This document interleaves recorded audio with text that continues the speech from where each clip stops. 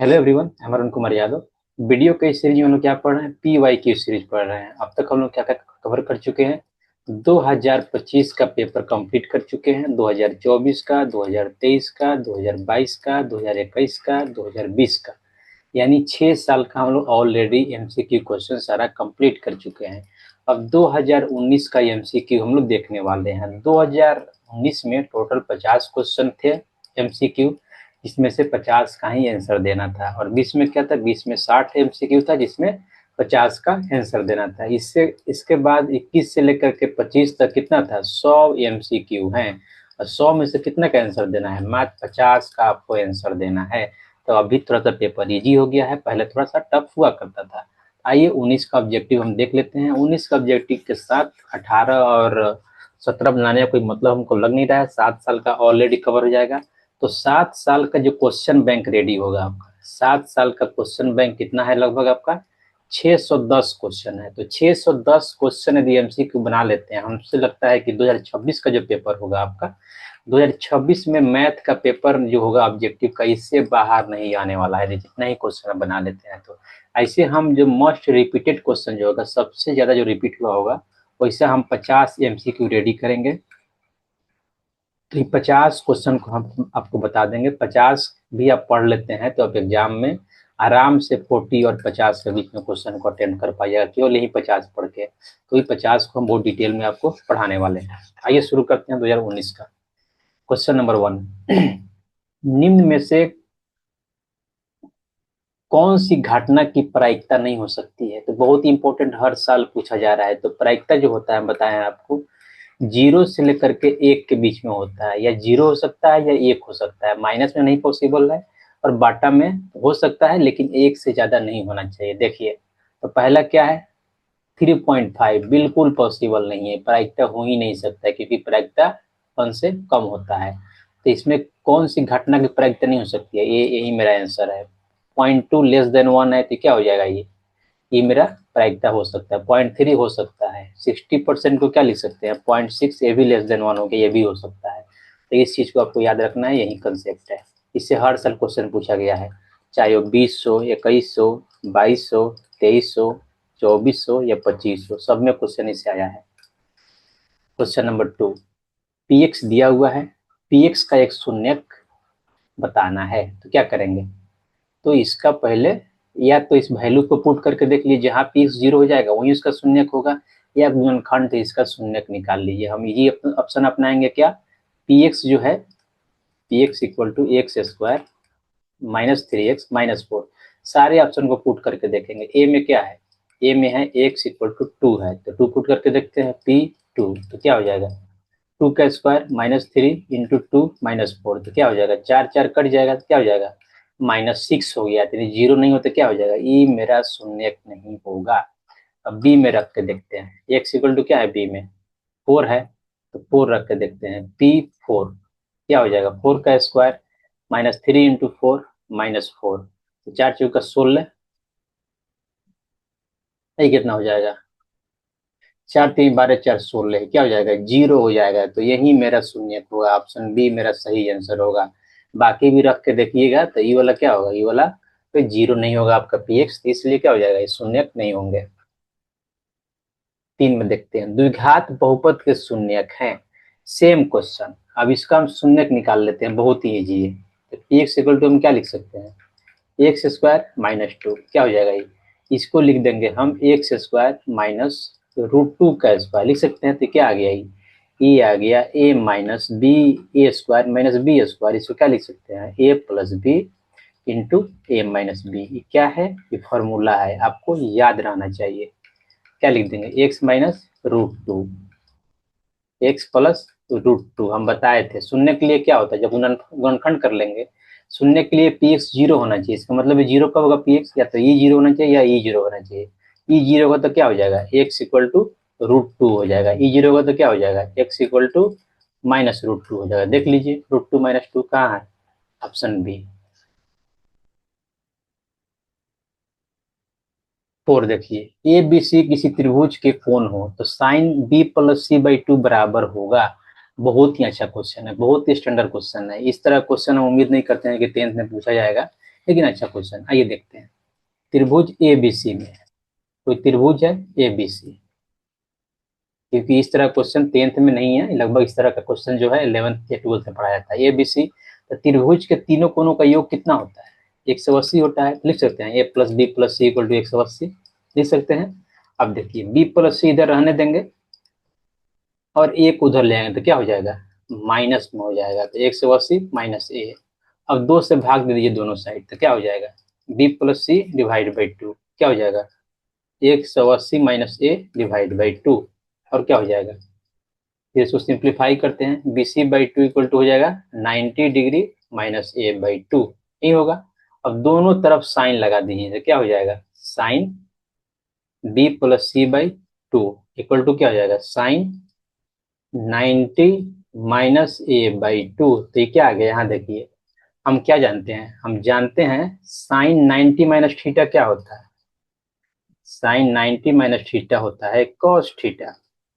यहाँ पे देखिए, यहाँ क्या 90 माइनस ए बाई 2, थीटा की जगह पे क्या है? ए बाई 2 है, तो इसको क्या लिख सकते हैं? इसको लिख सकते हैं हम कॉस ए बाई 2। कौन सा ऑप्शन मैच कर रहा है? देखिए ऑप्शन सी। तो बहुत ही अच्छा क्वेश्चन है, बहुत ही स्टैंडर्ड क्वेश्चन है, इसको आप एक बार दो बार बना लीजिएगा। 5, दो बेलनों की त्रिज्याओं का अनुपात इतना है, ऊंचाइयों का अनुपात इतना है, तो इनको आयतनों का अनुपात पूछ रहा है। इस तरह क्वेश्चन 2020 में भी पूछा हुआ है, बहुत ही अच्छा क्वेश्चन है। ठीक है, तो दिया हुआ है, मान लेते हैं क्या है? एक बेलन है, इसका रेडियस मान लेते हैं कैपिटल आर से, और इसका हाइट मान लेते हैं कैपिटल एच से, और एक शंकु है। शंकु ही बोला है? नहीं, दो बेलनों की त्रिज्याओं का अनुपात, नहीं दोनों बेलन ही है, माफ कीजिएगा, क्या है? दोनों बेलन है। इसको मान लेते हैं क्या? स्मॉल आर से मान लेते हैं, क्या मान लेते हैं? स्मॉल आर, इसको स्मॉल एच। ठीक है, तब बेलन का वॉल्यूम क्या होता है? बेलन का वॉल्यूम होता है पाई आर स्क्वायर एच। तो बड़ा वाला का लिख रहे हैं, तो वी वन इक्वल टू बड़ा आर स्क्वायर बड़ा एच। अब दूसरा का लिखते हैं, तो पाई छोटा आर का स्क्वायर छोटा एच। दोनों का रेशियो पूछ रहा है, तो V one by V two क्या हो जाएगा? Pi R square H divide by pi small R square H, cut जाएगा। अब देखिए R square by R square को हम क्या लिख देंगे? आर बाई आर का होल स्क्वायर। अब लिख देंगे एच बाई एच। अब देखिए, अब यहाँ पे दिया हुआ है V one by V two, ये दिया हुआ है, क्या दिया हुआ? यही दिया हुआ है, आर बाई आर है ये, आर बाई आर है ये ना 2/3, और ये क्या है? एच बाई एच है 5/3। इसको लिख दीजिए 2/3 होल स्क्वायर इंटू क्या है? 5/3, 5/3। ये क्या आ जाएगा? ये यहाँ से आ जाएगा 4/9, यहाँ है 5/3, ये क्या आ जाएगा? 20/27। कौन सा ऑप्शन हो जाएगा? 20/27, कौन सा ऑप्शन है? Option B. ऑप्शन बी मेरा सही आंसर हो जाएगा। 6 देखिए, 5, 15, 20 के लसा और मसा का अनुपात ज्ञात कीजिए। इस तरह क्वेश्चन 20 में ही पूछा गया है। देखिए लसा और मसा, तो 5 को हम क्या लिख सकते हैं? 5 को हम 5 ही लिख सकते हैं। 15 को क्या लिख देंगे? 3×5 = 15, यानी 3×5 क्या है? अभाज्य गुणनखंड के रूप में लिख रहे हैं। 20 को हम क्या लिख सकते हैं? आइए इसका भाज निकाल लेते हैं, 2 से 10, 2 से 5, यानी 2 के पावर 2 इंटू 5। अब इनका लसा और मौसा पूछ रहा था, ये पहले मौसा निकाल लेते हैं, यानी HCF किसका? 5, 15, 20। क्या होगा? कुछ कॉमन दिख रहा है आपको? कुछ कॉमन नहीं है इसमें, तो क्या हो जाएगा इसका? सॉरी 5 कॉमन है, कुछ कॉमन नहीं से कैसे नहीं सोचते? 5 है, 5 यहाँ है, यहाँ है, यहाँ है, तो इसका HCF 5 हो जाएगा।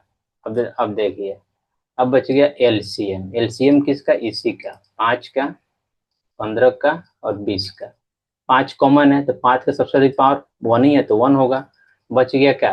बच गया 3, तो 3 लिख लेंगे। फिर बच गया 2, तो 2 का अधिक पावर 2 ही है। 5×3 = 15, 15×4 = 60। क्या पूछ रहा है? रेशियो पूछ रहा है, किसका? LCM बाई HCF पूछ रहा है, LCM बाई HCF। LCM कितना है? 60, HCF कितना है? 5, 12। क्या आ गया 12:1, ऑप्शन डी। 7, बिंदुओं के बीच की दूरी। ये क्वेश्चन तो इस तरह का हमेशा ही आ रहा है। तो दो बिंदुओं के बीच की दूरी मान लेते हैं, ये क्या है, x1 है और y1 है, ये b है। इसको मान लेते हैं x2 y2। तो इस दूरी सूत्र से हम क्या निकाल लेते हैं, दोनों बीच की दूरी क्या होता है, x2 माइनस x1 का होल स्क्वायर। ये फॉर्मूला होता है, इसको आपको ख्याल रखना है, हमेशा याद रखना है, ख्याल भी रखना है, याद भी रखना है। तो ये आपका क्या हो गया, फॉर्मूला हो गया, इसको आपको याद रखना है। आइए इसी फॉर्मूला पर हम निकालते हैं, इसको a मान लीजिए, इसको b मान लीजिए। तो क्या हो जाएगा, ए बी इक्वल टू हो जाएगा x2 माइनस x1, x2 है -1 और x2 है -6, यानी -1 माइनस -5 क्या, whole square. y2 minus y1, y2 है 3, y1 है 7, यानी 3 माइनस 7 का होल स्क्वायर। ये क्या हो जाएगा, यहाँ पे देखिए +5 माइनस 1 क्या हो जाएगा 4, यानी 4 का स्क्वायर, प्लस यहाँ पे हो जाएगा -4 का स्क्वायर। यहाँ से क्या आ जाएगा, यहाँ से आ जाएगा 16 + 16। इसको क्या लिख सकते हैं, इसको लिख सकते हैं हम 16 इंटू 2। बाहर क्या आ जाएगा, यहाँ 16 से 4 बाहर आ जाएगा, तो √2 बच जाएगा। कौन सा ऑप्शन सही है, ऑप्शन सी। समांतर माध्य है, समांतर माध्य मतलब जो माध्य हम लोग निकालते हैं वही माध्य, कुछ अलग नहीं पूछ रहा है। समांतर माध्य क्या है, 1 2 3 4 5 नंबरों का माध्य पूछ रहा है। तो क्या करेंगे, इन सारों नंबरों को जोड़ देंगे, ठीक है। तो क्या हो जाएगा 1 2 3 4 5, 5x है, तो 5x प्लस डिवाइड में 5 रहेगा क्योंकि 5 नंबर है। और देखिए अब जोड़िए 3 6 9, 9 9 18, 18 12 30, और माध्य दिया हुआ है।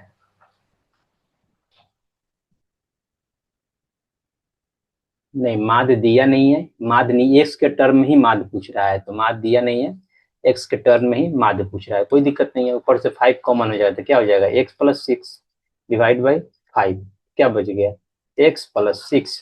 कौन सा ऑप्शन सही है, ऑप्शन ए मेरा सही आंसर है, क्योंकि एक्स में ही आंसर लाना है। 9, 6 सेंटीमीटर भुजा वाले घन में से 2 सेंटीमीटर भुजा वाले कितने घन बनाए जा सकते हैं। ध्यान दीजिए कि एक बड़ा घन है, इससे एक छोटा घन बनाया जा रहा है।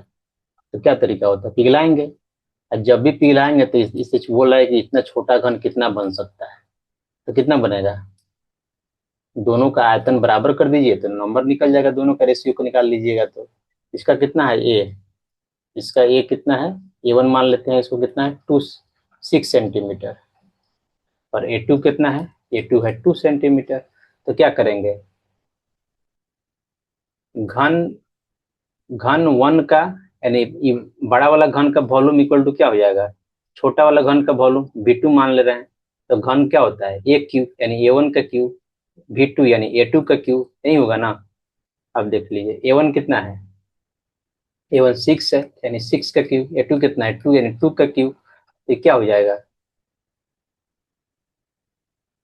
सॉरी सॉरी, नंबर निकालने के लिए बोल रहा है यहाँ, तो रेशियो से नंबर निकलेगा। देखिए तो V2 क्या हो जाएगा, A2 का क्यूब, और A2 कितना है 2 है, तो 2 का क्यूब कितना हो जाएगा 8, 8 सेंटीमीटर क्यूब, ऑब्वियस है। अब V1 क्या हो जाएगा, V1 का क्यूब इक्वल टू, ये कितना है A1 कितना है 6, यानी 6 का क्यूब, ये कितना हो जाएगा, ये 216 हो जाएगा, ठीक है। अब देखिए अब हम निकालते हैं V1/V2, कितना आ जाएगा 216/8, 8 दूना 16, 8 सत्ते 56, तो कितना हो गया, इसका मतलब V1 इक्वल टू हो गया 27 V2। इसी को बोलते हैं एन, ये जो संख्या निकला ना यही एन है, 27 संख्या हो गया। इसका 27 क्यूब बनाएंगे तब जाके जो बड़ा वाला जो घन है उसके वॉल्यूम के बराबर होगा। तो एन इक्वल टू कितना आ गया 27। कौन सा ऑप्शन है, ऑप्शन डी। 9 10 देखिए, एक ठोस घन, एक ठोस घन जिसका एक किनारा इतना है में से कितना अधिकतम आयतन का गोला काटा जा सकता है।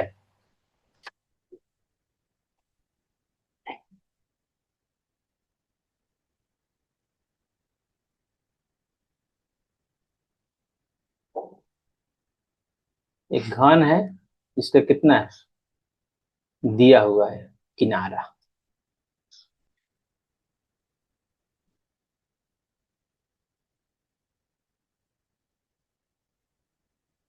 ये कितना दिया हुआ है, ये इक्वल टू दिया है 14 सेंटीमीटर।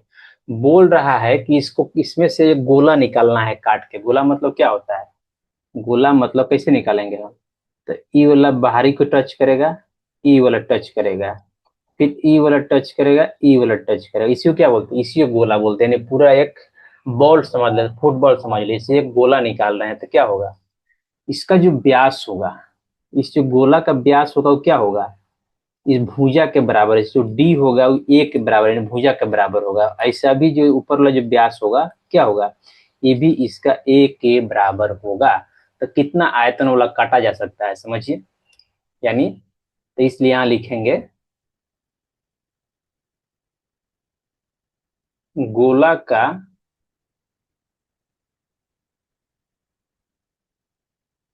अधिकतम व्यास क्या हो सकता है, यानी डी इक्वल टू घन का किनारा। घन का किनारा कितना है, 14 सेंटीमीटर, यानी डी कितना आ गया, 14 सेंटीमीटर। इसलिए गोला का हम रेडियस निकाल लेंगे, यानी D/2 कितना आ जाएगा, 7 सेंटीमीटर। तो पूछ रहा है कितना आयतन का गोला काटा जा सकता है, यानी आयतन पूछ रहा है। तो इस गोला का आयतन का फॉर्मूला क्या होता है, 4/3 पाई R क्यूब। तो लिख देंगे 4/3 पाई मतलब 22/7, आर का क्यू यानी 7 का क्यू, यानी 3 बार 7 लिख दीजिए, बात सेम ही है। एक से ये कट जाएगा तो क्या हो जाएगा,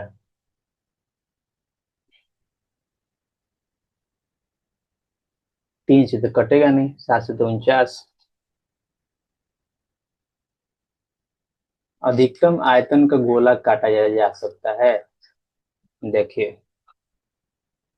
तो 22 चौका 88, यहाँ है 49 डिवाइड बाई 3, और ये सेंटीमीटर क्यू में होगा। देखिए इसको क्या करते हैं, नेक्स्ट पेज में ले चलते हैं, यहाँ तो पॉसिबल हमको नहीं लग रहा है। 88 49/3, 88 49/3 गुना करते हैं, 88 × 49, 8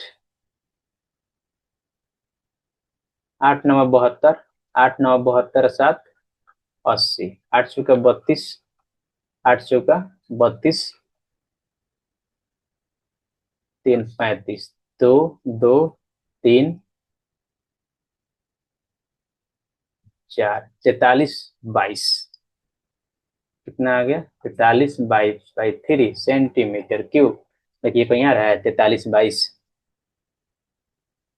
इसको 3 से डिवाइड करके देखिए, 3 × 3 3 × 4 = 12, 1 पर 2, 3 × 4 = 12, 067, 1440 कहीं दिख रहा है, 1437 है। इनमें से कोई ऑप्शन नहीं हमको लग रहा है मेरे हिसाब से। तो किनारा है 14 सेंटीमीटर, तो मेरा व्यास आ गया, ले लिए 7 सेंटीमीटर आर। तो 4/3 क्या है, गोला का यानी स्फेयर का आयतन, 4/3 पाई R क्यूब, 4/3 पाई/7 क्या, इसमें से कोई ऑप्शन नहीं, यानी ऑप्शन डी मेरा सही आंसर है, क्योंकि कोई ऑप्शन मैच नहीं कर रहा है। 11 देखिए, बिंदु की मूल बिंदु से दूरी, देखिए बताए हैं दूरी सूत्र को बताए ही हैं। तो मूल बिंदु को लिखते हैं ओरिजिन से, इसका जो कोऑर्डिनेट होता है, नियामक होता है, वो 0 0 होता है। हमको निकालना है, इसको हम मान लेते हैं पी तो दिया ही हुआ है, क्या है, -6, 8। तो हम ओपी क्या लिख सकते हैं, देखिए x2 - x1, यानी -6 - 0 का होल स्क्वायर, y2 8, y1 0, तो 8 - 0 का होल स्क्वायर, यही होता है फॉर्मूला। यहाँ हो जाएगा -6 का स्क्वायर यानी 36 हो जाएगा, 8 का स्क्वायर क्या होता है, 64 होता है, जोड़ेंगे तो कितना आ जाएगा, 100 आ जाएगा। और 100 कितना का स्क्वायर होता है, 10 का स्क्वायर होता है, बाहर 10 आ जाएगा। तो डिस्टेंस कितना आ गया मेरा, 10 सेंटीमीटर। कौन सा ऑप्शन मैच कर रहा है, ऑप्शन डी।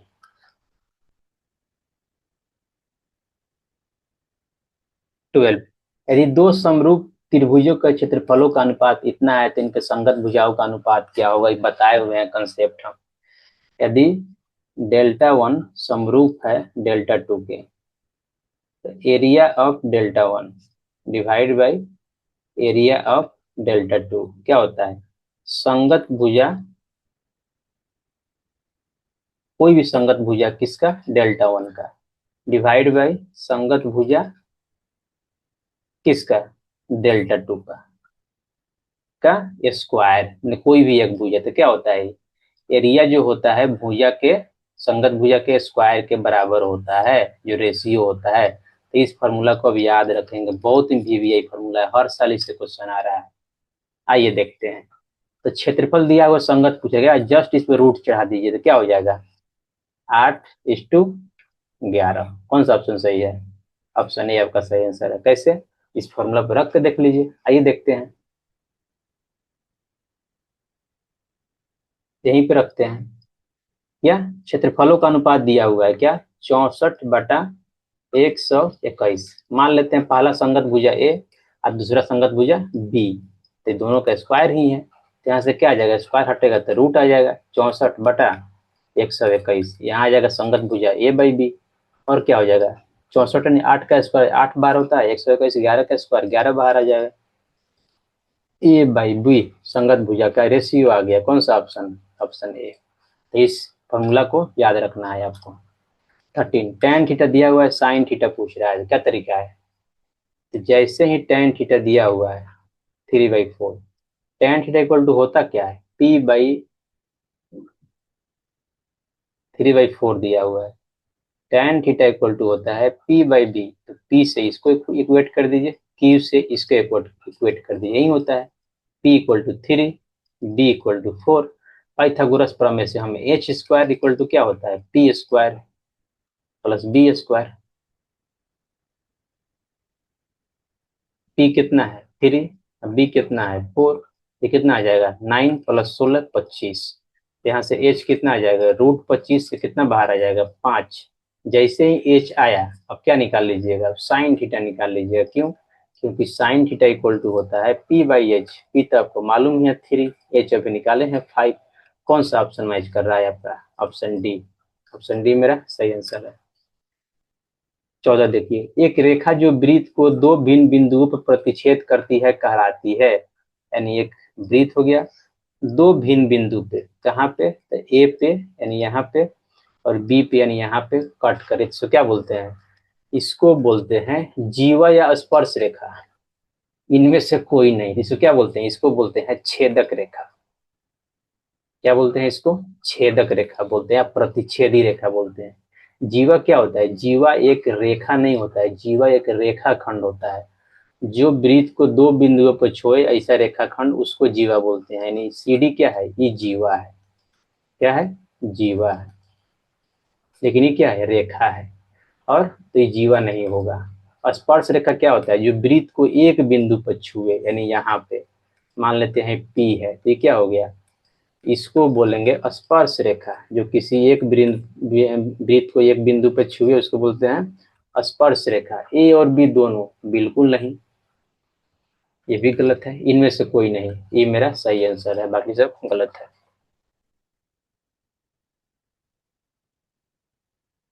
साइन 18/cos 72, अब इसका वैल्यू तो आपको मालूम नहीं है 18 और 72 का, लेकिन 18 और 72 जोड़िएगा तो ये 90 हो जाता है। जैसे ही 90 हुआ तो ये कट जाएगा, इसका आंसर 1 आ जाएगा। कैसे, बता ही देते हैं आपको हम। एक फॉर्मूला आप जानते होंगे,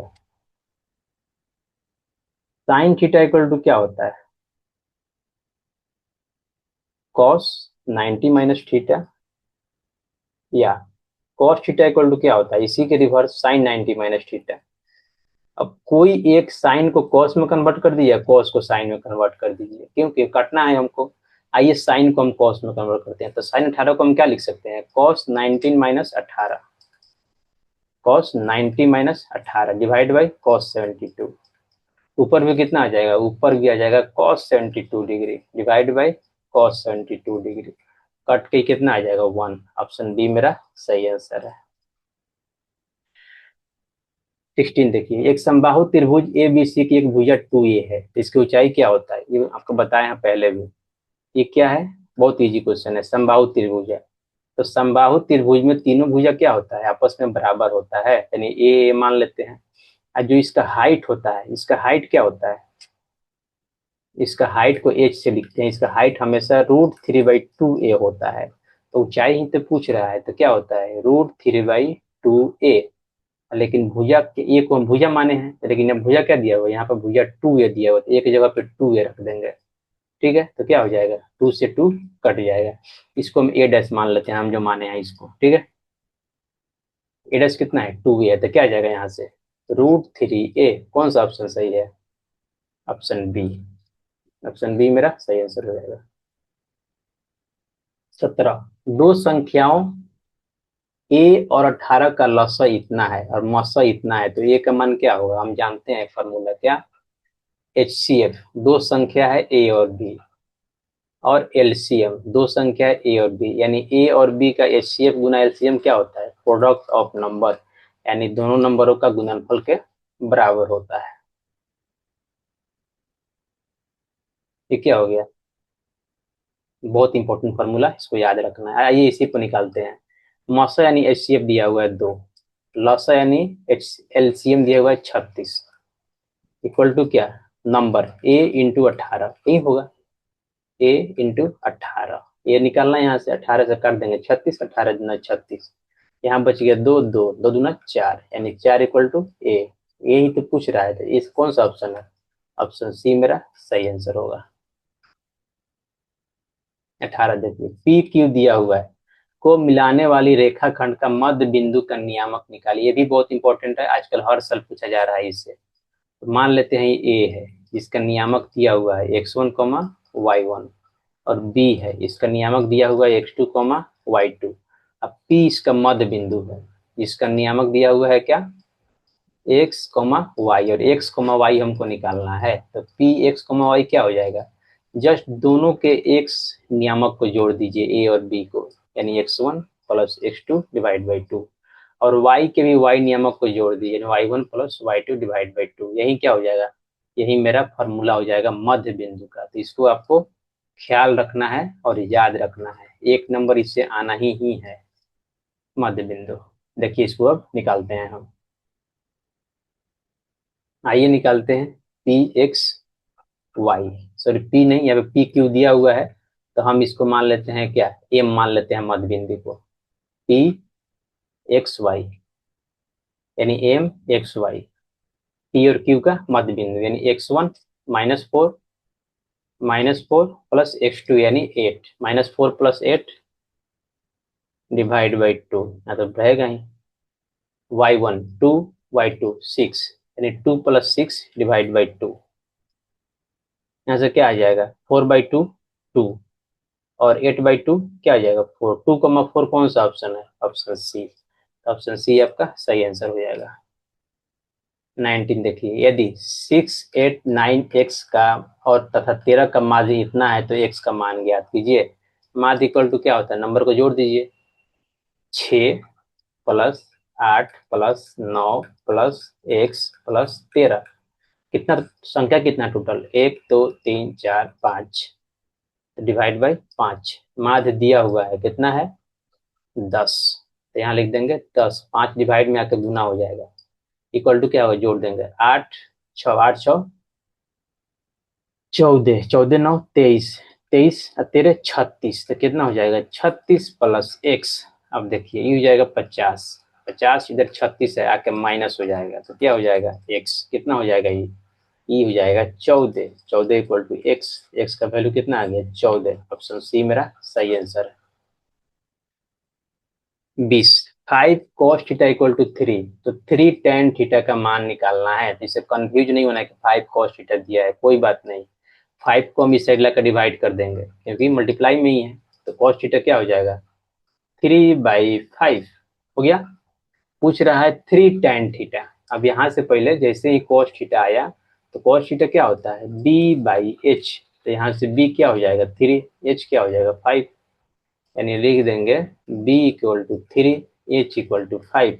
यहाँ से हम पाइथागोरस प्रमेय लगा देंगे। एच स्क्वायर इक्वल टू क्या होता है, P square plus B square. H कितना है 5, यानी 5 का स्क्वायर। पी निकालना है, बी है 3, तो क्या हो जाएगा, ये हो जाएगा 25 इक्वल टू हो जाएगा पी स्क्वायर प्लस 9। तो 25 में से 9 घटेगा तो कितना हो जाएगा 16, यानी 16 इक्वल टू पी स्क्वायर हो जाएगा। तो पी कितना आ जाएगा 4, यानी 4 का स्क्वायर 16 होता है। तो पी क्या आ गया 4। पूछ क्या रहा है, पूछ रहा है 3 tan थीटा। तो 3 इंटू टेन थीटा, तो 3 से तो आप बाहर रख दीजिए 3 को। 3 इंटू टेन थीटा क्या होता है, P by B. P by B तो निकाल लिए हैं, पी कितना निकाले हैं 4, बी तो दिया हुआ है 3, तो कितना 3 से 3 कट जाएगा, कितना आ गया 4। कौन सा ऑप्शन, ऑप्शन सी 21। किसी वृत्त के बाह्य बिंदु पी से दो स्पर्श रेखाएं पी ए पी बी खींची गई है। तो मान लेते हैं ये वृत्त है, इसका बाह्य बिंदु एक है, यहाँ से दो स्पर्श रेखाएं खींची गई है। स्पर्श रेखा लग नहीं रहा है, इसलिए माफ कीजिएगा। क्या नाम है, P A, P B. P A दिया हुआ है 4 सेंटीमीटर, 4 सेंटीमीटर। तो पीबी की लंबाई पूछ रहा है।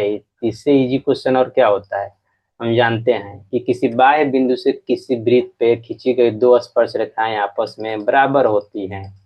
तो क्या हो जाएगा, ये भी 4 सेंटीमीटर हो जाएगा। पीबी कितना हो जाएगा, पीबी 4 सेंटीमीटर। ऑप्शन डी मेरा सही आंसर होगा। 22, किसी वृत्त के केंद्र से 13 सेंटीमीटर दूर स्थित बिंदु से खींची गई स्पर्श रेखा की लंबाई 12 सेंटीमीटर है। यानी ये हो गया वृत्त, ये हो गया बिंदु, ये हो गया दो स्पर्श रेखाएं। ठीक है, ई दिया हुआ है, क्या दिया हुआ है, ई मान लेते हैं ओ, ई मान लेते हैं पी बिंदु। ई हो गया ए, ई हो गया बी।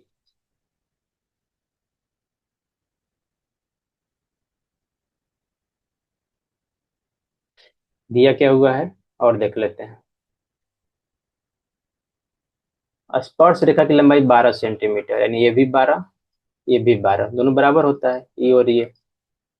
और ओपी दिया हुआ है कितना 13 सेंटीमीटर ओपी। और ये क्या होता है, ये 90 डिग्री का एंगल होता है। तो हमसे पूछ रहा है क्या, वृत्त की त्रिज्या यानी आर।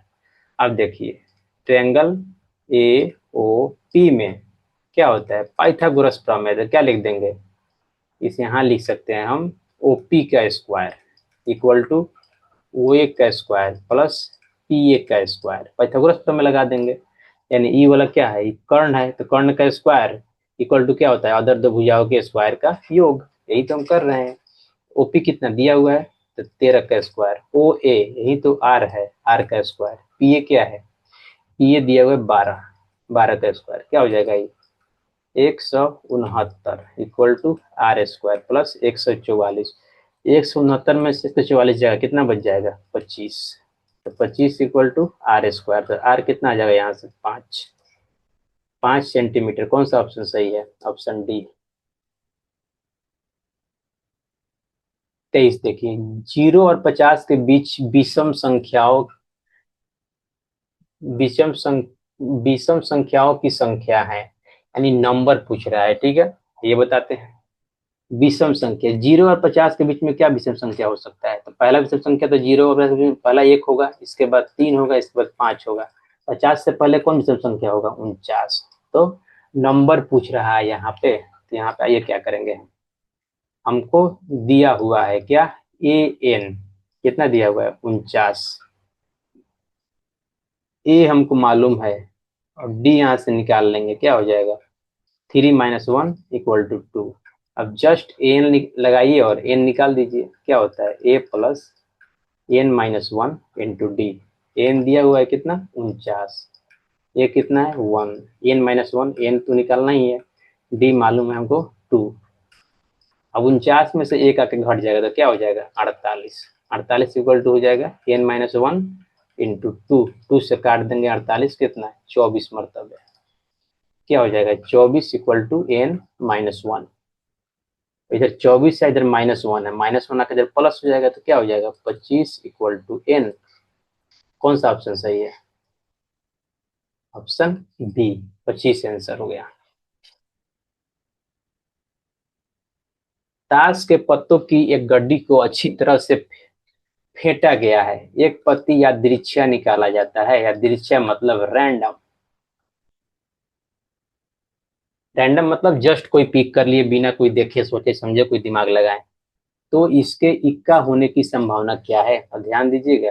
ताश के गड्डी में टोटल 52 कार्ड होते हैं, 52 में से 26 कार्ड होते हैं रेड और 26 कार्ड होते हैं ब्लैक यानी काला।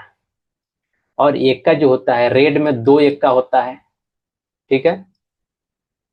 अब ब्लैक में भी 2 एक का होता है, ओके। तो पूछ रहा है कि ये कार्ड निकाला गया तो एक का होने की प्रायिकता, तो टोटल एक का की संख्या कितना, 2 + 2 4, और टोटल कार्ड की संख्या 52, कितना हो जाएगा, 13 चौका 52 यानी 1/13। कौन सा आंसर सही है, ऑप्शन सी। समांतर श्रेणी का 10वां पद क्या है, तो यहाँ देखिए पहला पद तो कम से कम मालूम है ना, 54। डी आपका 51 - 54 कर लीजिए,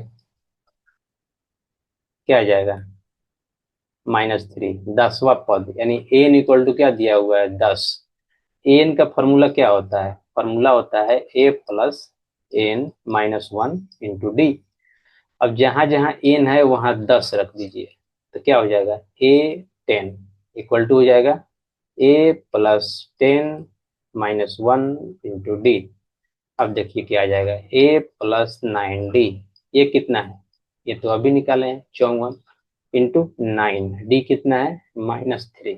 क्या हो जाएगा, 54 - 27, क्या आ जाएगा आंसर, 27। कौन सा ऑप्शन सही है, ऑप्शन ए मेरा सही आंसर है। अरे ऑप्शन ए मेरा सही आंसर है।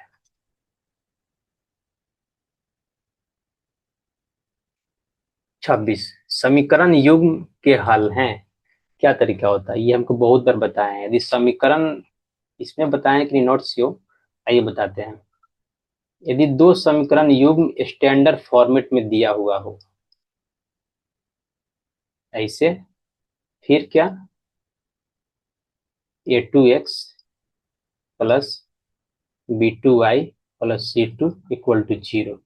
तो पहला क्या होता है, पहला जो होता है इसे कोफिशिएंट का रेशियो निकालते हैं। A1/A2 = B1/B2 यदि नहीं हुआ, यानी नॉट इक्वल टू B1/B2, तो इनका क्या होता है, एक हल होता है। यानी एक हल होता है यानी अद्वितीय हल होता है, कोई दूसरा हल इसका पॉसिबल नहीं हो। दूसरा होता है कि बराबर हो जाए, यानी A1/A2 = B1/B2 है। जैसे ही बराबर हुआ तो हमको C1/C2 चेक करना होता है। यदि बराबर नहीं हुआ तो इसको क्या बोलते हैं, इसका मतलब दो रेखाएं समांतर है, यानी कोई हल नहीं है, इसका मतलब होता है।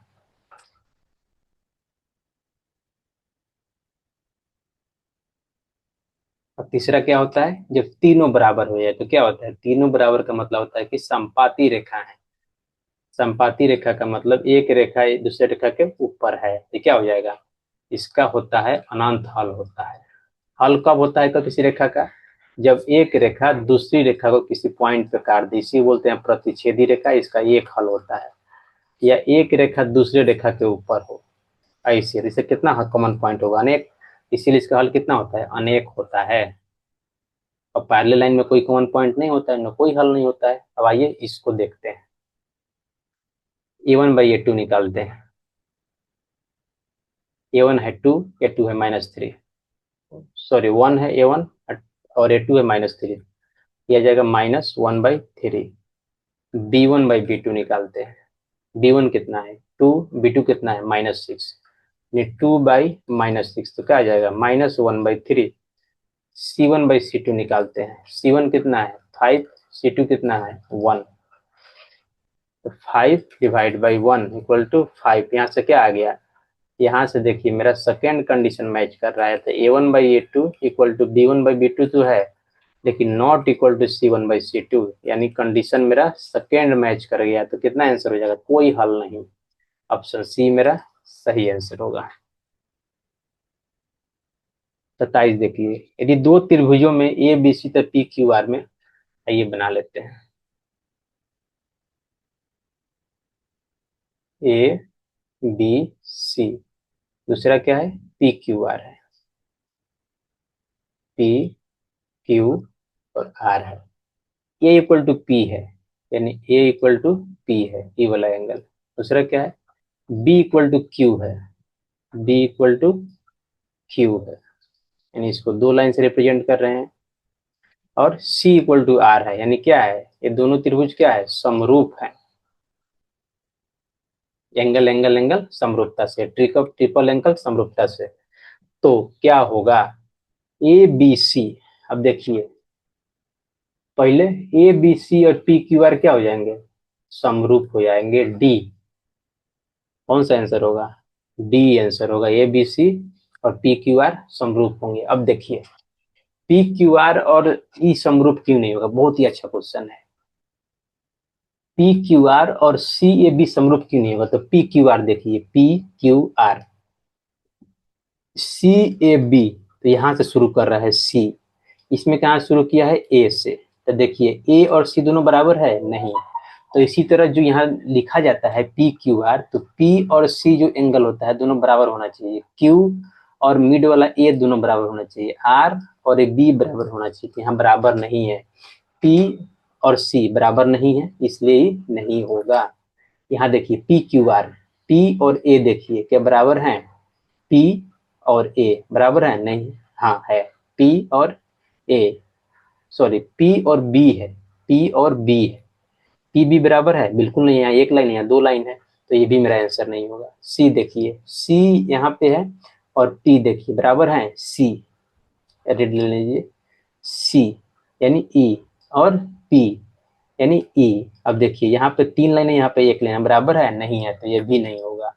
तीसरा देखिए ए बी सी, यहाँ ए है और यहाँ पी है, देखिए यहाँ ए है यहाँ पी है, दोनों में एक एक लाइन है, तो क्या हो जाएगा, दोनों बराबर एंगल है, तो ठीक है। देखिए यहाँ बी है और यहाँ क्यू है, बी देखिए, बी यहाँ दो लाइन है, क्यू भी यहाँ पे दो लाइन है, तो क्या हो जाएगा, ये भी सही है। सी देखिए और आर देखिए, सी देखिए, सी में भी तीन लाइन है और आर में भी तीन लाइन है, ये इसलिए ये मेरा सही तरीका है लिखने का। और क्या हो सकता है तरीका लिखने का, देखिए ए बी सी लिख सकते हैं, त्रिभुज ए बी सी समरूप है त्रिभुज पी क्यू आर के।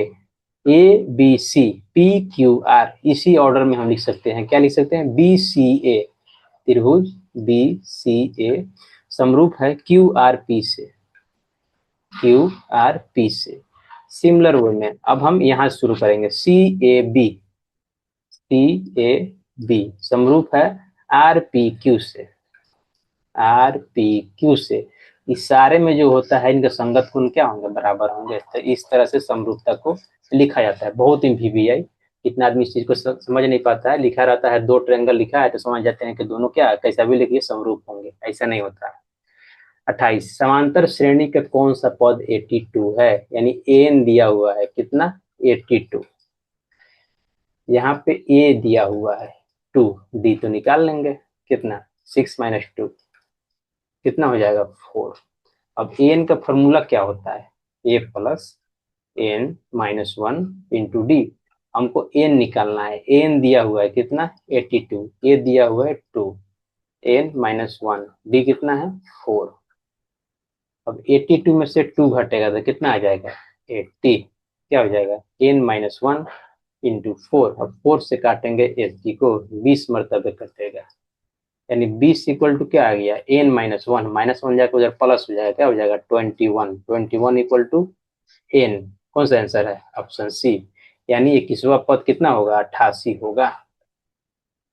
cos 90 माइनस ए क्या होता है, साइन ए, ये तो फॉर्मूला ही है, क्या फॉर्मूला होता है, फॉर्मूला होता है cos 90 minus theta equal to sine theta, या दूसरा होता है sine 90 minus theta equal to cos theta. तो ये फॉर्मूला ही डायरेक्ट दिया हुआ, थीटा की जगह पे ए दिया हुआ, उससे कोई दिक्कत नहीं है।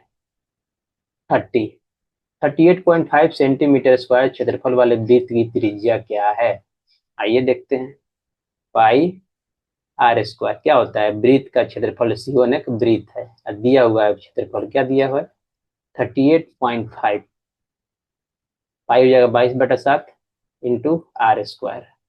और क्या लिख सकते हैं 38.5 into 7 divide by 22 equal to R square. 11 से काट दे, 11 तिया 33, 5 पर 5, 11 पचे 55, 11 दूना 22, क्या आ गया 3.5 into 7 divide by 2 equal to R square.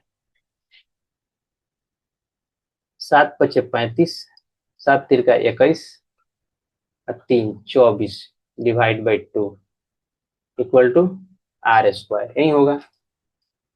अब देखिए क्या हो जाएगा, ये हो जाएगा 1 2 पॉइंट, यहाँ हो जाएगा 2 2 पचे 10 इक्वल टू आर स्क्वायर। इसको क्या लिख सकते हैं, ये हो जाएगा √12.125 इक्वल टू क्या हो जाएगा आर स्क्वायर। अब इसको निकालिएगा तो 3.5 का जो स्क्वायर है क्या होता है 12.25 होता है, सॉरी यहाँ आर होगा, आर स्क्वायर नहीं होगा, तो यहाँ से क्या बाहर आ जाएगा 3.5 इक्वल टू आर। कौन सा ऑप्शन सही है, ऑप्शन बी मेरा सही आंसर है। 31 देखिए दिया हुआ है cos 1 cos 2 into cos 3 cos 90 कितना होता है 0, तो इस सारा का वैल्यू 0 हो जाएगा, कोई मतलब नहीं है क्या दिया, मानिए दिया हुआ है a into B into C into Z into 9 into 1000 into Y, last में इंटू में 0 हो जाएगा, मतलब क्या हो जाएगा सारा का गुणनफल 0 हो जाएगा, यही तो यहाँ पे किया है cos 90 0 होगा, सारा 0 हो जाएगा। 72, एक शंकु की त्रिज्या तथा ऊंचाई r और h है, तो इसका आयतन क्या हो जाए। अब शंकु का आयतन पूछ रहा है, फॉर्मूला ही पूछ दिया है, तो शंकु का आयतन का फॉर्मूला क्या होता है 1/3 बेलन का आयतन यानी पाई आर स्क्वायर एच, देख लीजिए कहाँ है पाई आर स्क्वायर एच 3, ई वाला आंसर है ऑप्शन सी।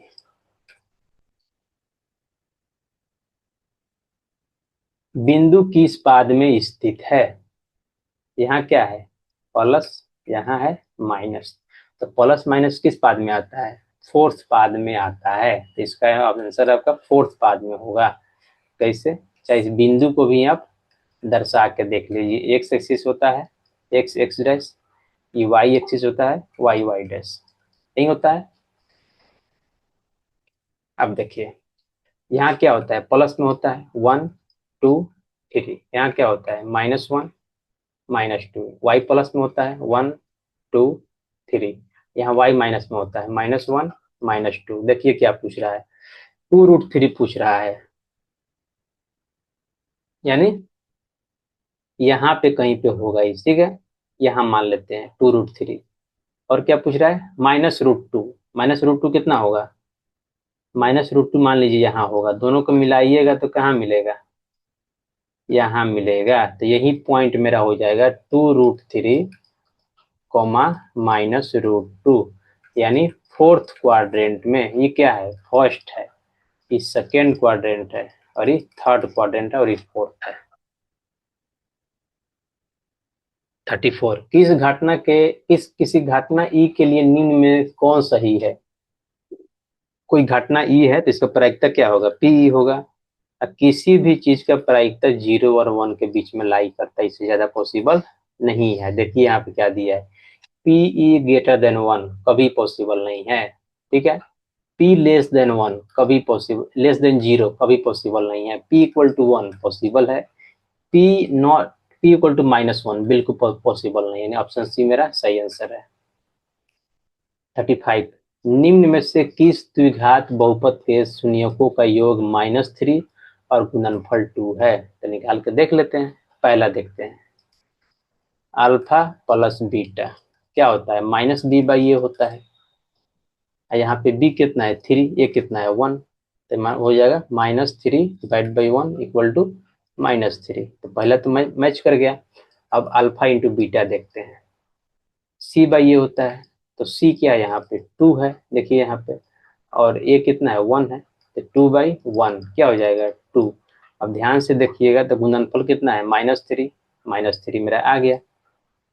सॉरी योग है, गुणनफल कितना है 2, तो यहाँ मेरा 2 आ गया। तो ऑप्शन ए मेरा सही आंसर होगा, बाकी चेक करने का नीड भी नहीं है, आप चेक कीजिएगा तब भी नहीं आएगा। Sine theta equal to cos theta, तो थीटा किस मान के लिए, अब एक ही वैल्यू बराबर होता है 45 डिग्री। ध्यान दीजिएगा साइन 45 कितना होता है, साइन 45 1/√2 होता है, और कॉस 45 कितना होता है 1/√2 होता है। यानी साइन थीटा यदि cos sine theta equal to cos theta लिखा हुआ है, इसका मतलब है कि थीटा इक्वल टू 45 डिग्री है, इसके अलावा किसी भी एंगल पे ही बराबर नहीं होते हैं साइन थीटा और कॉस थीटा। तो बहुत ही अच्छा क्वेश्चन, ऑप्शन ए मेरा सही आंसर होगा, इसको ध्यान रखिएगा, बहुत ही इंपॉर्टेंट कंसेप्ट है। 37 sine square theta plus cos square theta 1, direct formula पूछा हुआ है, ऑप्शन ए आपका सही आंसर है। 38 बिंदुओं को मिलाने वाली रेखाखंड के मध्य बिंदु का नियामक, ए दिया हुआ है क्या 2 -4, बी दिया हुआ है 4 -2। मान लेते हैं मध्य बिंदु का नियामक क्या है एक्स और वाई, ये तो पहले बताएं आपको कैसे निकालते हैं। तो पी एक्स वाई कैसे निकालेंगे, दोनों को एक्स नियामक को जोड़ देंगे, 2 से भाग दे देंगे, 2 + 4, 2 + 4 / 2, वाई को भी जोड़ देंगे, भाग दे देंगे, -4 -2, क्या आ जाएगा 6/2 यानी 3, -6/2 यानी -3। कौन सा ऑप्शन है, ऑप्शन सी 3 -3। 39 किसी द्विघात समीकरण के मूल समान हो तो क्या होता है, किसी द्विघात समीकरण यानी इस समीकरण दिए, समीकरण ध्यान दीजिए, ई स्टैंडर्ड फॉर्मेट में नहीं है, स्टैंडर्ड फॉर्मेट क्या होता है ax² + bx + c = 0। तब इसका विवेचक क्या होता है, इसका विवेचक होता है b² - 4ac। समान मूल के लिए क्या होता है, दो बराबर यानी समान मूल, समान मूल समान हल जो बोले, समान मूल के लिए क्या होता है d = 0 होता है, यानी b² - 4ac = 0 नहीं होता है।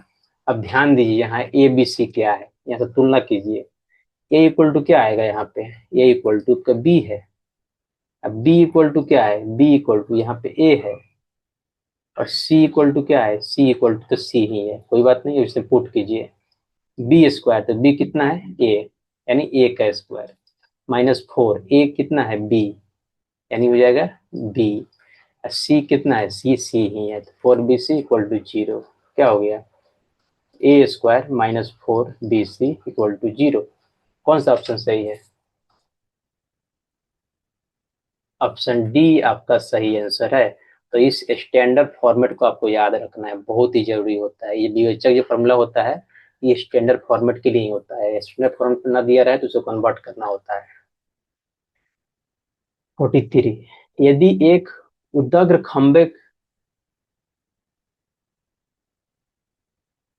उदग्र खंबे की छाया, उदग्र मतलब यहाँ खड़ा बोल रहा है, ऊर्ध्वाधर होता है, ऊर्ध्वाधर खंबे की लंबाई, यानी जो खड़ा खंबा हुआ है, खंबा कहीं गड़ा हुआ है, छाया की लंबाई खंबे की लंबाई से 3 गुना है, ये बना देते हैं, ये क्या होगा आपका खंबा हो गया, इसका नाम क्या है ए बी मान लेते हैं, भाई सी इसका छाया है। तो बोल रहा है कि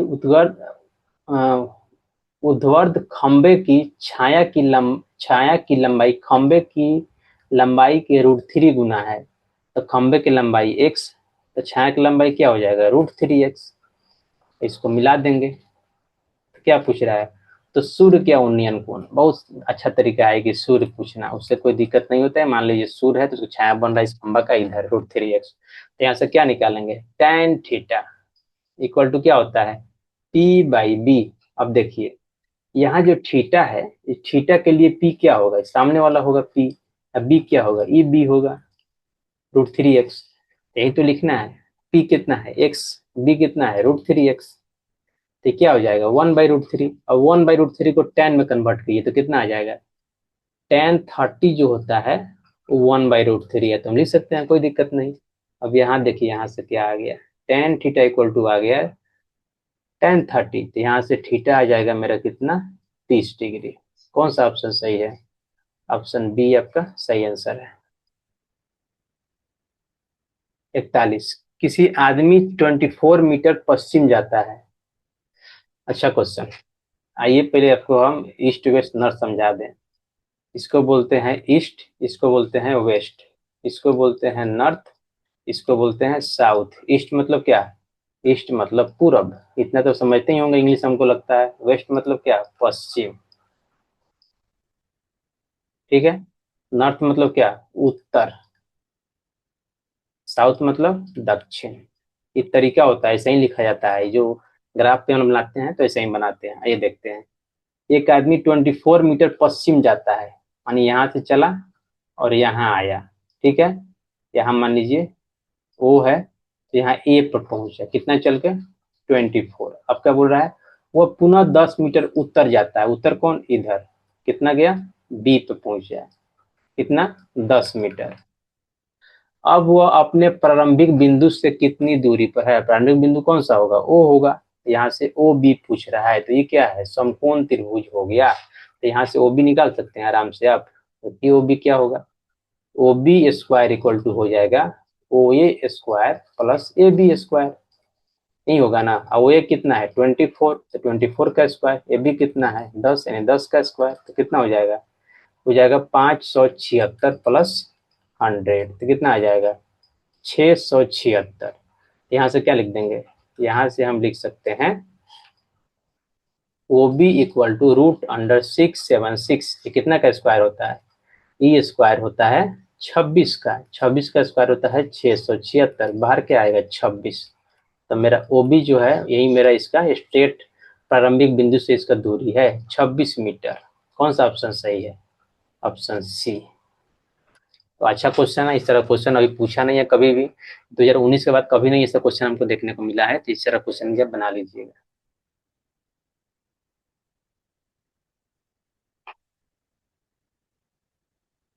42 नंबर, निम्न में कौन कॉट थीटा के बराबर है? Sine theta by cos theta क्या होता है? Tan theta. 1/sec थीटा क्या होता है? 1/sec थीटा होता है cos theta. Cos theta by sine theta क्या होता है? Cot theta. तो कौन सा ऑप्शन है? ऑप्शन डी मेरा सही आंसर हो जाएगा। कॉट थीटा के बराबर पूछ रहा है। अब 1/sin थीटा क्या होता है? कॉसेक थीटा होता है। ऑप्शन बी आपका सही आंसर होगा। 43 देखिए, यदि समीकरण के कोई हल ना हो तो?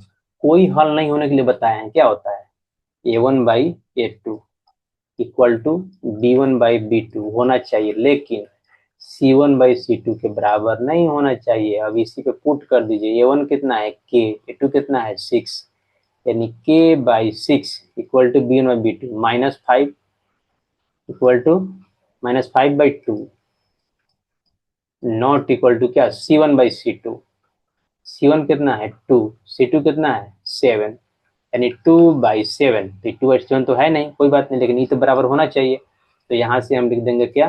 K/6 equal to -5/2। तो क्या हो जाएगा? यहाँ से K इक्वल टू हो जाएगा -5/2 इंटू 6, गुना में आ जाएगा 3, क्या हो जाएगा? -15। तो यहाँ से K कितना आ गया? K आ गया -15। देखिए कौन सा ऑप्शन है आपका?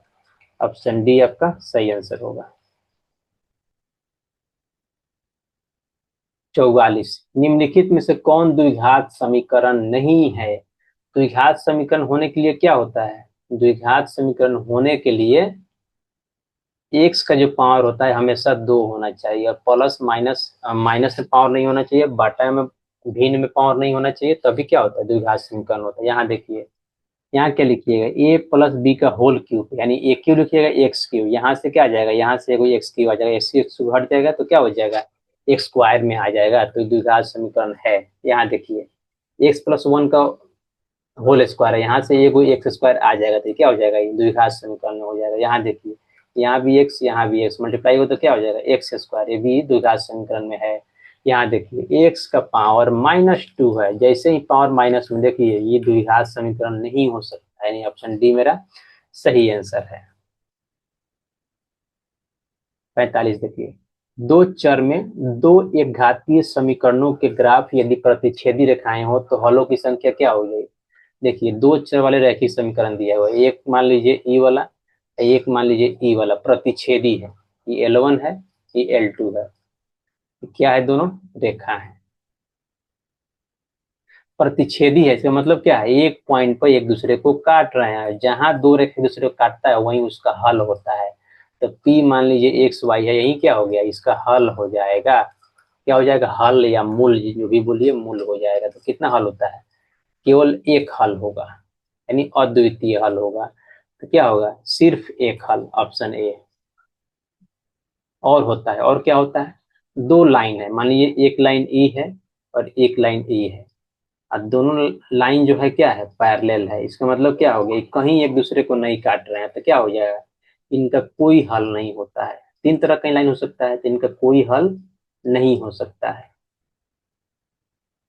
और ध्यान दीजिए, एक एक ई रेखा है, और जो एक रेखा है इसी के ऊपर है, ऐसे संपाती है। तो इनका कॉमन पॉइंट कितना होगा, इनका कॉमन पॉइंट अनंत होगा। इसका मतलब क्या हो गया, इनका जो हल होगा क्या होता है, अनंत हल होता है। ये क्या हो जाएगा, इस संपाती रेखा बोलते हैं इसको। इसको ध्यान रखिएगा तीनों को। 46, यदि पी क्यू दो अभाज्य संख्याएं हो तो उनका मस्सा क्या है, बताएं हम पहले भी। जो HCF मतलब मस्सा होता है, HCF जो होता है दो अभाज्य संख्या का, यानी पी क्यू का हमेशा क्या होता है, हमेशा 1 होता है। और दो अभाज्य संख्या का जो लसा होता है, यानी LCM होता है अभाज्य संख्या का, हमेशा P इंटू क्यू होता है, यानी दोनों संख्या गुना कर दीजिए, वहीं उसका क्या हो जाएगा, लसा हो जाएगा। कब कब कंडीशन आपका आएगा ये, यदि P तथा Q क्या है, अभाज्य संख्याएं हैं।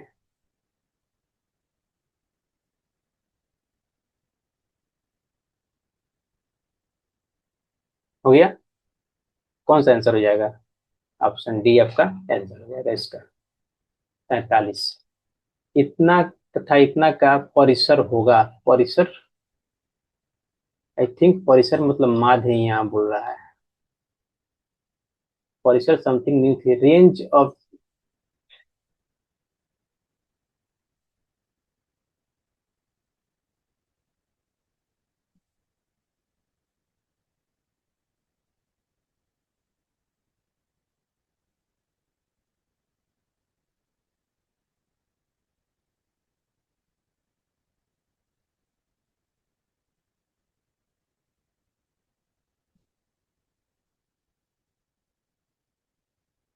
परिसर क्या होता है, लेट मी चेक।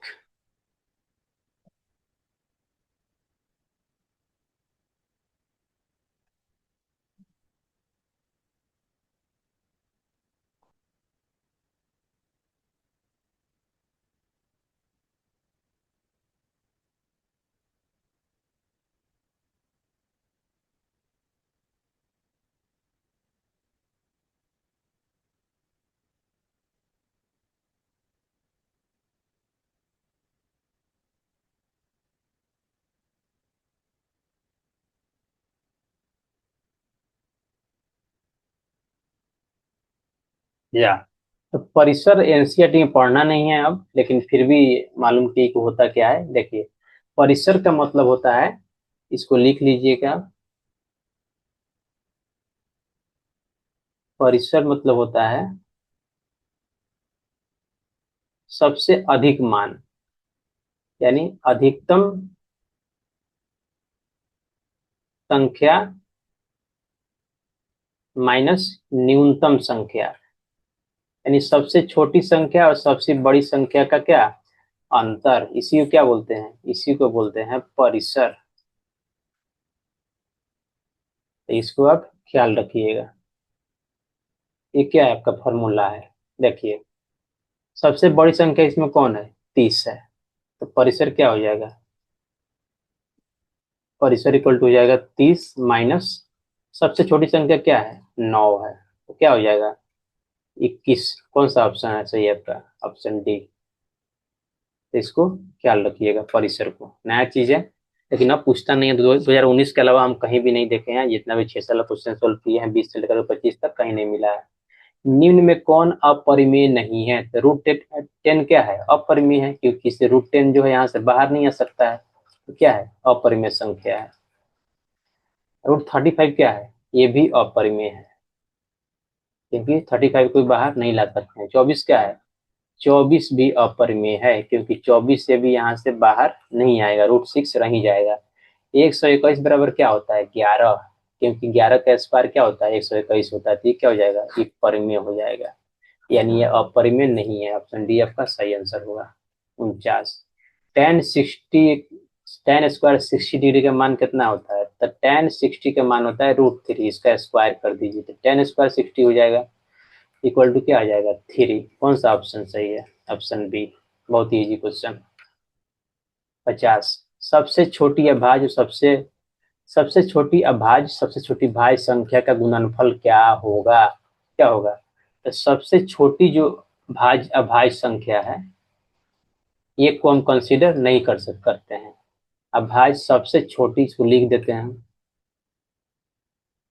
सबसे छोटी अभाज्य संख्या यानी ए मान लेते हैं इसको, क्या होता है? 2। और सबसे छोटी भाज्य संख्या भी क्या होता है? ये भी 2 होता है और ये भी 2 होता है। तो इसका गुणनफल कितना हो जाएगा? ए गुना बी इक्वल टू 4। 19 और 20 में इससे क्वेश्चन पूछा गया, 20 में पूछा गया, उसके बाद इससे कहीं क्वेश्चन नहीं आया, लेकिन इसको याद रख लीजिएगा। क्या हो जाएगा? 4। ऑप्शन डी आपका सही आंसर हो जाएगा। Let me take next. अब कुछ नहीं है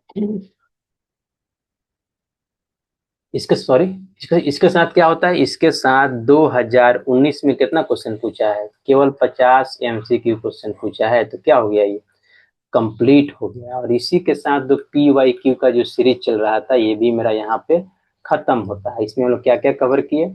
इसमें 2025 का कवर किए, 24 का, 23 का, 22 का, 21 का, 20 का, 19 का, जिसमें 25 से लेकर के 21 तक कितना है? 100 MCQ है, ठीक है।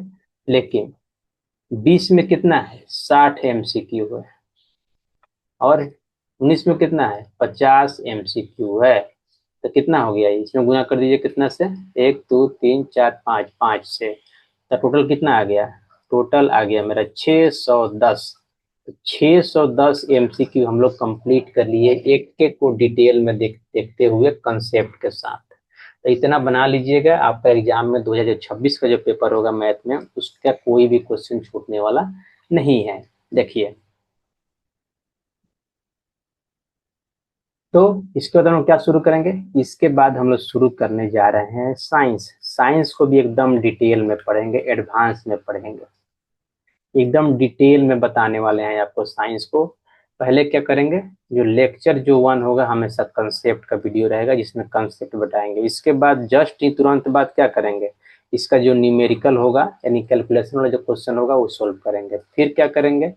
फिर इसका कंसेप्ट बताएंगे, और फिर उसके बाद उसका न्यूमेरिकल शुरू करेंगे। जो लास्ट जो किसी भी चैप्टर का जो वीडियो होगा, वो क्या होगा?